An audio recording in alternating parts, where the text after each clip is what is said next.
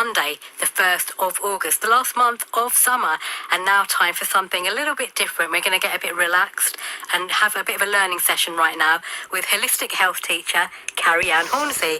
Good evening, Carrie-Anne. Good evening, Nita. Thank you very much for coming into this very hot studio this evening. Lovely to meet you. Lovely to have you on the programme. Thank you for inviting me. So you are a holistic health teacher, and you just had very recently a sound programme, a prana sound group that sold out. Yep. So let us know, what is prana sound? So prana sound is an event where we do pranayama breath work. We start off with that. So we do some breathing techniques to relax the mind and the body to get us into a nice Zen state, and then lie down. And I play the gong, the shamanic drum, I sing and play various instruments. So what is the benefit of joining this class? So this type of sound healing is relaxing.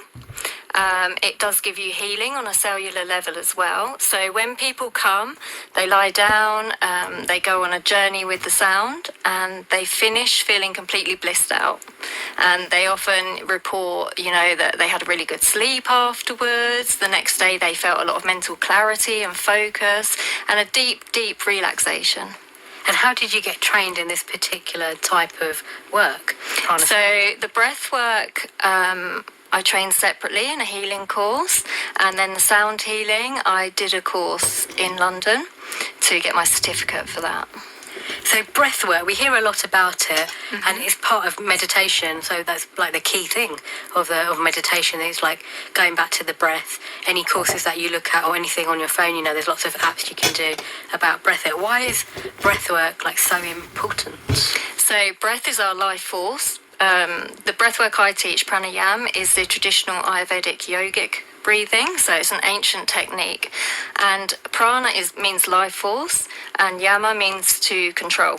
So basically, when we can control our breath, that means we have control over our emotions, we have control over, what we do with our body as well, and it gives us some real clarity and focus. So it's a real, if you're going through transitions in life, transformations, it just really helps you to get through that. And is it true that you should practice this when you're not in times of stress, so that it's kind of ready there in your toolkit? Yes, totally. I also teach this on a one-to-one basis, and that goes a lot deeper. We do it as a 2-week intensive, so they practice every day, and I teach them a specific routine to do every morning, because you have to do it on an empty stomach. You can do it at night time as well, but you just have to make sure you're not digesting food, because it can make you feel a bit nauseous. So it's really good to do every single day. It actually changed my life when I started doing it, and that's why I teach it. Oh, it is just fantastic, and it makes complete sense, because like you said, when you think about it, if you're feeling nervous or anxious, then it's when you get hot and flustered, and it's partly because of the breath, or is it mainly because of the breath? So your breath changes, the anxiety makes you breathe shallow, so we should be breathing deep into our bellies, but most people don't these days. I think because of the pace of life, because of anxiety, stress, we're all working a lot, so it's really good for that. And what kind of impact have you had on people? Because I read on your website that you've helped a lot of people with maybe like they're using inhalers even. So I have different programs. I have one that I wrote specifically for a certain client who had a lot of respiratory issues and many other health issues, depression, anxiety, all sorts of things. And I wrote that specifically for her. And at the end of the 2 weeks, she stopped using her inhaler. She stopped taking antidepressants. And everyone that's done that program has actually stopped using their inhaler. If they keep up with the techniques, then they don't need their inhaler again. I mean, obviously, just to say, I'm not a medical doctor or anything like that, and I don't advise people to give up their medication, but that is what's happened. We obviously, like you said, we're not doctors, so everyone should stick to their routine and what the doctors tell them to do, but this is like supplementary, but it's amazing. It's kind of, so it took over their chemical medicine. And they didn't need their chemicals anymore. And people have given up smoking, left jobs, started new businesses, left relationships, just everything. And also being more calm, more patient with children. I also have a pregnancy program as well. So the reports on that is really good. That when they go into labour, they remember what I've taught them and they do that. And then I've also connected with the babies once they've been born and they recognise my voice because they've heard it. Yeah, they've heard That's it like while they're in the amazing. womb. So it's a really beautiful experience. Oh, wow. I didn't know that was possible. I thought like the mother, they'll hear the mother, and obviously because the baby's in the mother, but I didn't know whether that was true. I always heard that sometimes they can recognise voices and things. Yeah, I've had them lift up their heads because they hear me speak on a video call afterwards, and it's really beautiful. Oh, that must be so fascinating and rewarding. Yeah, and it is, and I feel the energy of the baby while we're doing it. So the baby in the womb, I can feel which exercises they are really enjoying because those exercises connect the mother to the baby as well. Fantastic stuff. So when I looked at your website, you described yourself as like helping with breath, with sound, with natural medicine, healing. Your own healing journey was on there as well, and magic. That was fascinating because I went to an event I think a while back. So I'm doing a podcast about a human library, which is a fantastic topic. I don't know if you've ever heard of that. It's a new thing, and I think it should happen here in the UK. They've done it in other countries. It's where you go to a library, but instead of borrowing a book, you borrow a person. Oh, so yes. the person is the topic, and you learn so much. And there was a person there that everyone wanted to borrow, who was labelled witch. I just didn't get a chance to speak to her. So when you said magic, it did make me smile. And have people called you a witch? Yes, but even before I knew I was, like my whole life. Or would you classify yourself as a witch? I mean, the word witch has a lot of connotations, and everybody has a different, what they think it means. So yes, I am a witch, but I'm not a Wiccan witch. I consider myself an earth witch. I work with nature. So I work with the elements, I work with herbs, I work with the land. So that's how I work with the spirits that are on the land. So do you avoid like all sorts of chemicals if you can? Yeah, I'm actually allergic to most chemicals. I have like a real sensitivity. So I make all my own toiletries, I make all my own cleaning products. I don't use anything store-bought. Really? Yeah. And how did you learn to do all of that? That's quite a lot. And that was actually my first business that when I started on my own. And it was a lot of research and also just using my intuition of what I think might work. So a lot of it was, it's kind of going backwards to go forwards. A lot of like lemons, vinegar, baking soda. That was how I got started with that. And then that went on to toiletries. So I make herbal oils for my face, my skin, my hair. And you look amazing. Thank you. You really do. Your skin is amazing. Your hair is really shiny. It's just incredible. If people have seen the post as well, they'll see you do look really amazing. And you just have a look of someone that's in touch with the earth as well. It's just, I don't know how to really say it other than you do look amazing. So let's take a break right now. And then afterwards we'll talk about your journey and some quotes that I found on your website that you delve into that a little bit more. So going to play Stevie Wonder, Isn't She Lovely? And why have you chosen that song? I've chosen this for my dad because this was the first song he heard after I was born. So he sings it to me, and every time it comes on, he'll sometimes ring me up and say it's on the radio. Aww. And so I've chosen it for him. It's a great song.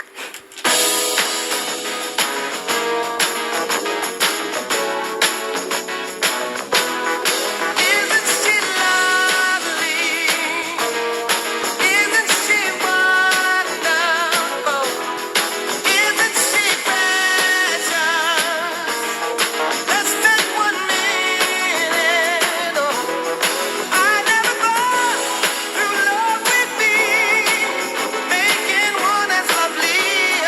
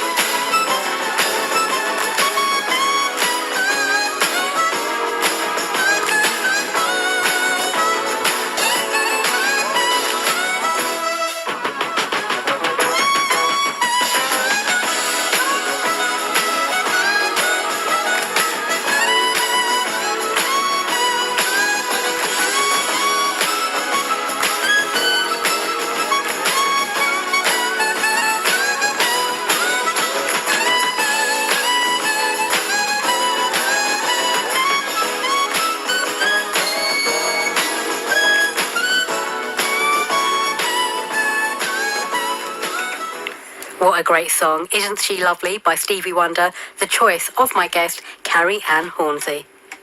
Nita Jumu's City Talk. Sponsored by Ascend Broking Group. Chelmsford 449060. It's just gone 9:30 and Carrie Ann is still here in the studio and we're learning so much on the show tonight. Talked about breath, sound. I'm already feeling really relaxed. That's the aim of the show tonight, and everyone listening as well, to feel happier and relaxed and maybe wanting to explore some work with you or other methods as well. So some of the quotes on your website are quite interesting. One of them, you're sitting in a field and you were talking about nature's contraceptives. What did you mean by that? So Queen Anne's lace is a plant, also called wild carrot. I'd just like to say a disclaimer that it is also a lookalike for another poisonous plant. People, if you're going to go and look for this, be very careful. And Queen Anne's lace, basically, depending on what time of the month you use it, it can either help you to get pregnant or it can stop you getting pregnant. So it changes the lining of the uterus, basically. Wow. Well, so that's what you meant when you were sitting in that field. Yeah. Back then. Wow. It's amazing, isn't it? There's so many things in nature that we just don't know about that just are there for our use and purpose. But we've gone so much the other way that everything's becoming artificial. We're destroying nature. We've seen already with those 2 days of heat wave that we had, and they reckon the world's gone up by 1 degree already. So it's already getting a bit bad as well. So the return to nature would be something we really need as well. And another quote that you said on the website is that some people have said to you, oh, you have an easy life, and you said, I just make it look easy.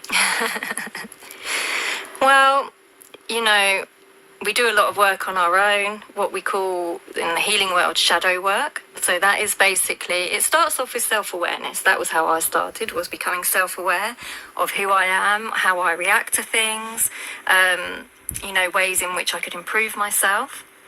And so, you make it look easy because you've done a lot of work in the dark, as it were. You've faced a lot of your own demons, you've faced a lot of your fears, and you've come through it. And therefore, that's what you project out into the world, that light. But that doesn't mean that life is easy. You still have the same problems as other people have, but you just learn to deal with it better. Yes, that is interesting. And what work or workshops have you got coming up? So this month, the 12th to the 14th, I've got a packed weekend. So on the Friday night, I've got prana sound, which we've just talked about. On the Saturday morning, I've got vocal toning, which is a lot of us, and this actually goes back to the witch days, actually. We sort of carry from past life that persecution where we can't let our voice out, because especially as women, it does happen to men as well, but especially as women, we've been shut down, we've had our voices shut down. So vocal toning it's not actually singing as such, it's making certain sounds which relate to the different energy centers in our body. So when you do that, you're actually scanning your body and you work out where you've got blockages. So in that way, you're releasing your voice to become more confident, more outspoken, speak your truth, set your boundaries, but you're also scanning your body to work out where your blockages are, which means you can then do further toning to clear that. That's very interesting. And does that relate to the DNA within us from our parents, grandparents, great-grandparents? Yeah. So we carry trauma and blockages from this lifetime, from our ancestors, from past lives that we've lived, or parallel lives, however you look at that, but we carry all of that stored in our DNA. So a lot of the work that I do, when I do one-to-one sound healings, for example, I blast that kind of thing out of the body with my drum and with the gong. And, a lot of the work is to do that, is to release trauma, because that trauma, we may not even be aware of it, but it's actually holding us back. It's giving us insecurities. It's making us respond in ways that maybe we shouldn't, that kind of thing.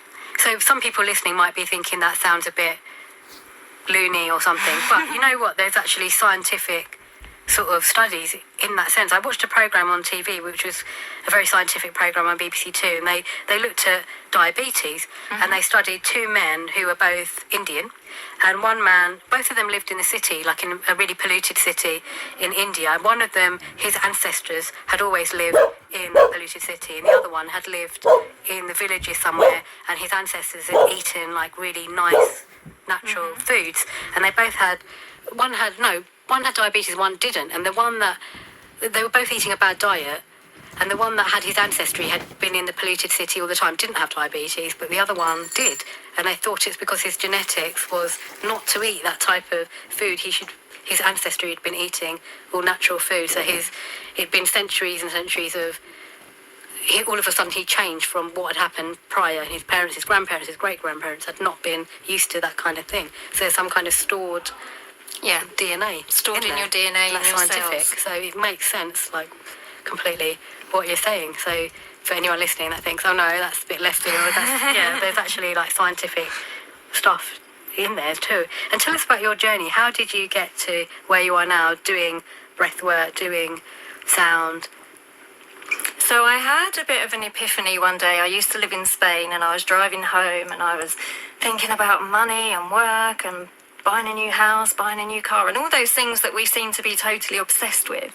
And I just remember looking out over the sea, which was something I did all the time, but all of a sudden I just heard all of nature. I heard the birds, the crickets, everything. And I just realised that everything I was thinking about wasn't actually that important. And I started to change my life then. I started to sort of relax a lot more, stress less, stop thinking about work so much. And then I moved back to England, and a few years later my friend died. And that was really like a massive moment for me. And she started coming through to me. I started speaking with her. I started speaking with other, ancestors, all these kinds of things. And at the time, I didn't really understand it at all. So I just meditated a lot. And then I started a healing course, started the breath work, and I started to understand more what was going on. And I started to trust my intuition. So rather than thinking I'm hearing these things, I think I'm going mad, I actually realised that this is a natural thing that we can all do. It's just that we're not educated in it. So we just think it's a bit weird or, don't quite believe it. But actually we're all capable of these things if we just open up, open our hearts, open our intuition and trust ourselves. That sounds a bit scary though, like speaking to people that are no longer here. It was weird at first. It was definitely weird at first. But it was all nice things, it wasn't horrible. Like, my friend was there talking to me about her journey after passing and things like that. So, and I was someone that was really scared of death and ghosts, and I didn't like to talk about that. I didn't want to know anything about it. So it was a very strange time. But yeah, it was actually the best thing to happen, really. How does that happen? How do people talk to you? Most of us that never happens to us. Well, I mean, it's partly her and partly me. I had to be open to it, but she also had to want to contact me. So people are quite closed off to that. So possibly people's loved ones are trying to contact them, but they're just not open to it, or they just think they're going mad. They just think, oh no, I'm not really hearing that. What you hear a lot of after somebody has passed, someone may be sitting there and then all of a sudden they'll smell a smell that reminds them of that person. Even though that, like a certain soap smell or even like tobacco or whatever, and they'll just dismiss it. But that is actually when that person's trying to communicate with you and let you know that they're there. And that's like, that's a trigger that a human can understand. Like, oh, I remember that aftershave or that perfume or whatever. So it's really just being open to it. And people shouldn't be scared of that. No, there's no need to be scared. Right. And have you got any more things coming up? So you've got that class you mentioned. There, anything else? So moving more towards the autumn, I'm doing autumn foraging. So that's where we go out in the local area, we forage plants, I explain what to use them for. And then in winter, I move more into magic and self-care. Foraging is fantastic as well, and I think it's great. You have to go with someone, I think. You can't just go yourself, really. So it would be great, to go with you or someone, because, like you said, there's poisonous things that if you don't know what you're doing, it could be very, very dangerous. And so it's good to go with someone, especially when you're new to it as well. So where are these classes and things, where do they take place? So I'm based in Hatfield, Peveril. Okay. And where can anyone find out more information about you and book? So my social media and my website are all Carrie-Anne Hornsey. So it's carrieannehornsey.com for my website. And Facebook, Instagram and TikTok are Carrie-Anne Hornsey. And what kind of costings have you got? Is it reasonable? Is it low end, high end? Is it mixture I of have prices? a mixture. So, for example, the Prana Sound that we first talked about, that's £22 a ticket. But right up to my 3-month mentorship, which is £3,000. Right, okay. So the mentorship is a weekly video call plus daily contact, and that is a transformation program. So that is when people are ready to do the deep work. They're super committed and want to just completely transform their lives.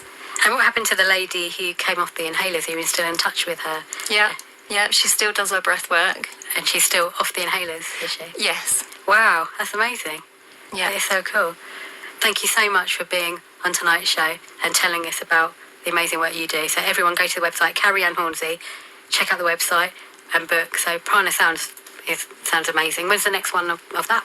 It's Friday, 12th of August. Friday, 12th of August. And before we let you go tonight, we've got one more song choice from you. Prince, The Most Beautiful Girl in the World. Yeah, that one's for my mum. She took me to see Prince when I was 15, and that was one of the songs on his Diamonds and Pearls album, which was the tour that we saw, but she also bought that for me as well. So again, she'll ring me up when that comes on the radio. So I just wanted to dedicate these 2 songs to my parents. Oh, and thank you for being on tonight's City Talk. Thank you for inviting me.